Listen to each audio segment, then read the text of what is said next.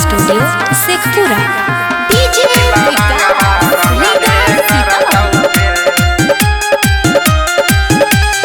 आई गेल होलिया के दिनवा, हे गे आई गेल होलिया के दिनवा।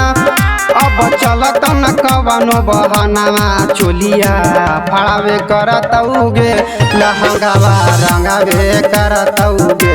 होली में चोली फड़ावे करबौगे, लहंगा के भीतर डालावे करबौगे। आई गेल होलिया के दिनवा, हे गे आई गेल होलिया के दिनवा। अब चलत न कवनो बहनवा, चोलिया फड़ावे करतौगे, लहंगावा रंगावे करतौगे। कि चोलिया फड़ावे करतौगे, लहंगावा रंगावे करतौगे।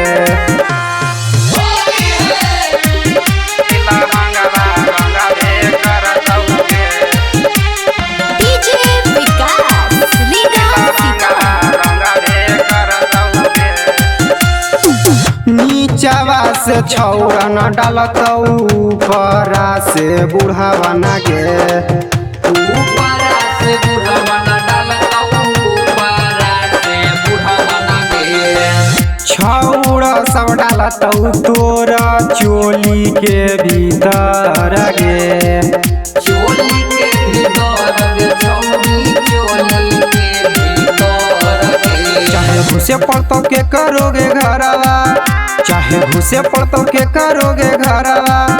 चाहे करे पड़तो के करो मडरवा, चोलिया फड़ावे करबौगे, लहंगा के भीतर रंगावे करबौगे। कि चोलिया फड़ावे करबौगे, लहंगा के भीतर रंगावे करबौगे। मिक्स बाय शैलेंद्र बाबू। डीजे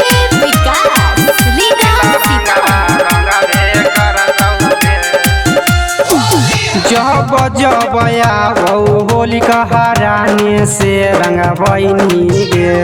बहराने से रंगबैनी गे, छौरी बहराने से रंगबैनी गे। मोनू सिंह माहिर से रंगवा काहे ना डलबैनी गे।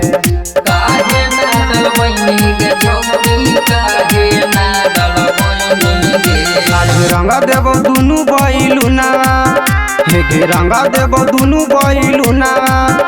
अब चलत न कवनो बहनवा, चोलिया फड़ावे करबौगे, लहंगा के भीतर डालावे करबौगे।